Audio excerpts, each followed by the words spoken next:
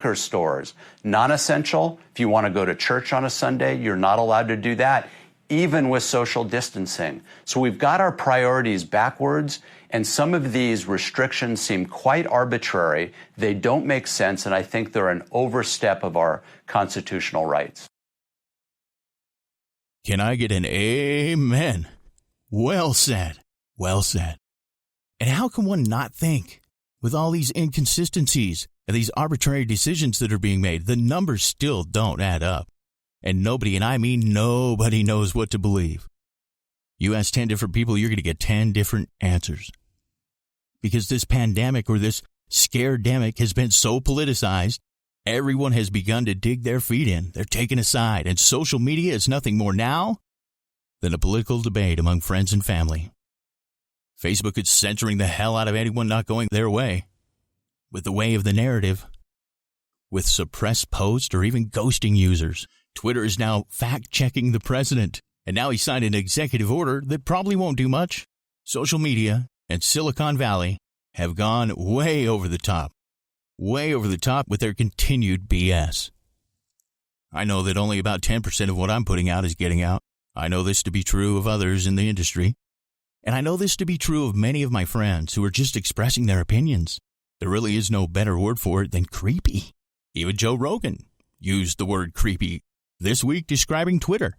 When he was exposing that these Twitter executives were saying how they were talking about the strategies they use to silence MAGA users, to silence Trump supporters, and you just find certain algorithms and things they say, and then you make it so it's difficult to find their page. Like, that's creepy shit. Right. Like, you got to let people choose. Yeah. You got to let people choose what they like and what they don't like, because there's a line, and you can keep moving that line, right? You can say, we don't want anyone who says anything bad, about X, Y, or Z. Right. And who gets to be the arbiter of that decision? So just how creepy is social media getting? Google crosses the creepy line every day. They are constructing a profile of you. And that profile is real, it's detailed, it's granular, and it never goes away. Twitter's head of site integrity has tweeted that there are, quote, actual Nazis in the White House, and no fact-check label was ever applied to this absolutely outrageous, offensive, and false claim made against the White House and its employees. But let's judge Twitter based on their actions, not based on the words of its top employees, and its actions are no better. Another action of Twitter that I learned just before walking out here, that on the Mueller report, their anti-Trump headlines were anti-Trump by a ratio of 76-1. That's extraordinary, and it's not just bias aimed at President Trump and his employees. It's also aimed at everyday Americans. You ever see the documentary The Creepy Line? Well, you should sometime. Here's what one of the producers of that documentary had to say. Question comes down to, are they abusing their power? And I think you can make a very important, powerful, compelling case that they are. If the major players in tech right now, and that's mainly Google and Facebook, banded together and got behind the same candidate, they could shift 10% of the vote in the United States with no one knowing that they had done anything. And so now President Trump has signed an executive order yesterday after he was fact-checked. He welcomes this fight. His campaign welcomes this fight. They want the 2020 campaign to be in part about what they say is conservative censorship, meaning censorship of conservatives by big tech and big media. That is a narrative they embrace because it means we are not talking about the number of dead and the number of sick people from COVID-19. And now with the riots and the billions of dollars in damage being done and insurance companies overwhelmed, we're really putting ourselves in a pickle. Here's Treasury Secretary Steven Mnuchin this week on how much the government is willing to spend. You're talking of over $3 trillion into the economy. You're talking about another $2.5 to $5 trillion working with the Federal Reserve. We just want to make sure that before we jump back in and spend another few trillion of taxpayers' money, that we do it carefully. We had an emergency process. It worked quickly. We're there to help the American people. We're going to be considerate, and if we need to help the American people in every aspect of this, as I've said before, we're willing to spend whatever it takes. That would put us now at $6 trillion, which, folks, is very, very troubling in what that may do to the value of our dollar in the coming years. And yet they're just printing money right now and keeping us content. Europe's economy is in shambles. Ours is on the brink. So what happens if the world economy tanks? Well, by now you've heard of cryptocurrency. If not, do some research, because we're going to be talking about it. Oh, by the way, the patent on cryptocurrency that was taken out last year, received at the International Patent Bureau on July 5th of 2019 under Microsoft Technologies, the publication number WO 2020-06-06-06. If you want a copy, get a hold of me. Man, this all seems so bizarre. How can one not think this is being done for some kind of political gain? I hate to think that, but how can we not feel that? A couple of weeks back, I said, go with your gut. I feel it. Something's not right. And if you're even somewhat logical about all of it. So to say everything is effed up well beyond what it was just 4 months ago, that's an understatement. So how did we get here? Well, let's go back and let's look at first who it was that forecast these original numbers, that have been wrong, that continue to be wrong, and who's manipulating those numbers. One of the reasons that most of the Western world embraced unprecedented mass quarantines this spring was due to the work of a single man, a man you may have not have heard of. He's a British academic called Neil Ferguson. Ferguson is a professor at a college in London, but he's also something of an international celebrity. He is best known for his dire predictions about pandemics.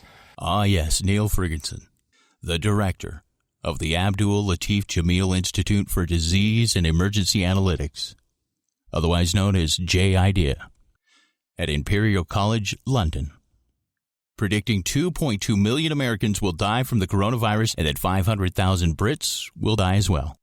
Same place. We got the numbers in episode 1, the same model that Gavin Newsom used in his letter to the president prior to locking down California.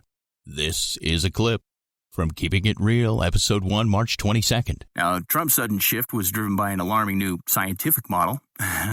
You don't want to see this one. This was developed by the British, and it was shared with the White House, and the scientists bluntly stated that the coronavirus is the most serious respiratory virus threat since the 1918 flu pandemic.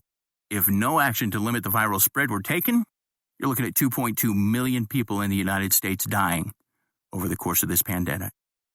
And that's according to the epidemiologist Neil Ferguson and others at the Imperial College, and they are part of the COVID-19 response team. Okay, so I put on my Hardy Boys hat, and I checked out the J-IDEA, or Abdul Latif Jameel, ALJ, named for its founder, the company, which is originated out of Saudi Arabia. What I found interesting, and you haven't heard a lick about on any mainstream channels, is that both Ford and Amazon announced in 2019 that they were investing hundreds of millions of dollars in the ALJ-backed electric vehicle manufacturer Rivian, with Amazon already planning an initial purchase of 100,000 of its vehicles. ALJ was Rivian's first major investor 8 years ago. ALJ is active in 30 countries and across a wide range of sectors, many of them with a long-term perspective, including energy, perhaps the most prominent, transportation, in addition to Rivian and its Toyota distributorships, Motory.com, a large and growing online automobile selling platform in Saudi Arabia. Real estate, they've got that too. Consumer products, financial services. So this company, ALJ, who recently took millions and millions of dollars from Amazon, are the ones who put this original model of 2.2 million dying in the U.S. out. And the result? With Amazon hitting record highs again on Thursday. I think that's the real new news to Amazon today. You've got an inflection point story with Amazon. Accelerating revenue growth, although we've known that Prime was going to do that, and we know that AWS is kind of leading the cloud industry. The new news here is that margins really gapped up, and for reasons we think are sustainable. And Amazon's stock hit an all-new high yesterday as the coronavirus pandemic has catapulted the company into an unprecedented spotlight. Amazon has said it would hire now 175,000 more workers to keep up with the growing demand. Not a lot of small businesses talking about hiring people right now. And then once life returns to normal, they said they could end up retaining customers whose loyalty had gained during this crisis. And meanwhile, Ford ties up with Rivian on the new electric vehicle after a $500 million investment to ALJ, and to which Amazon already purchased 100,000 units from Ford. They're going to be golden. And this is all happening next week. And my question is, has anyone heard any of this or even a piece of this on any mainstream media? You likely won't either. And can someone please, for the love of God, tell me why we are listening to a guy who has been wrong about every single pandemic scare ever? This Neil Ferguson guy has been wrong about every single doomsday model that he's created. In 2005, Ferguson said that up to 200 million people could be killed from the bird flu. In the end, only 280 people died worldwide from that disease between 2003 and 2009. In 2009, Ferguson and his team predicted that swine flu would lead to 65,000 deaths in the UK. In the end, swine flu killed 457 people in the UK and had a death rate of just 0.026% in those affected. In 2001, Neil and his team predicted foot and mouth disease would create widespread death. Despite being wrong, his predictions influenced government policy and led to the total culling of more than 6 million cattle, sheep, and pigs, with a cost of the UK economy estimated at $10 billion. In 2002, Ferguson predicted that between 50 and 50,000 people would likely die from exposure to mad cow disease in beef. He also predicted that number could rise to 150,000 if there was a sheep epidemic as well. In the UK, there have only been 177 deaths from mad cow disease. Yet the world listened to this guy again. And guess what? So far, he's wrong again. Not even close. And before you start calling me a conspiracy theorist, let me just tell you, I don't know any more than you. I'm just giving you facts. Following the money trail. Make up your own mind. Is this all just a coincidence? Maybe. Could be. As I've started doing this podcast, I've received a lot of feedback, and I do appreciate each and every one of you offering feedback, encouragement, and I even appreciate the hate I get because it makes me look at the content and at myself from a different perspective. Lots of people say I'm a fence sitter, or I lean right but preach left, or vice versa. Hey, I'm not devoted to any party or any religion. I have my beliefs and I vote on my conscience. If you don't like that, I don't give a You want me to examine the two candidates coming up? Let's do it. Because today I've got some hate. And they went after my family. Oh yeah. Just like they did to Dr. Bark. And anyone else with enough guts to stand up for what they believe in, if it doesn't go against the narrative. I'll lay it out for you. Or as I like to say, let's keep it real. So in 2016, it was clear that Americans were looking for change. We saw it with the Republicans. As it wasn't long as many of the career politicians of the Republican Party were dropping like flies. And to the fly swatter of one Donald J. Trump, who is not a career politician, who, although you wouldn't know it by how he speaks in public, is a pretty damn smart businessman. The Dems are overjoyed because they think this is going to be a cakewalk for Hillary. And what the Dems didn't see was enough of America had had enough. The same old in Washington. And we're so sick of the politics and the scandals throughout Washington, thought that Trump was the answer. And in many ways, he is. And was. And in many ways, he hasn't been. And will not be. And people are like, well, make up your mind, Chad. And now stop it with that. Throughout every presidency in my lifetime, I've been able to agree with some policies and disagree with some policies on every single president. But with this one, it's different. And don't tell me it's not, because the temperature of both sides, Democrats and Republicans, is white hot. When it comes to you love him or hate him, and the hate and the love run deep, I've never seen anything like it. But yes, he has done some good. The U.S. stock market has surged to record highs. The economy was rolling. There is no doubt about that. And for what we've seen over the past 4 months, for it to be hanging on like it has, well, there's something to be said for that. You look at unemployment numbers at the lowest in history of our country. The president has said this is a great economy. It is. Unemployment's at a 50-year low. And the left will tell you, well, unemployment numbers were down with Obama. Yes, they were.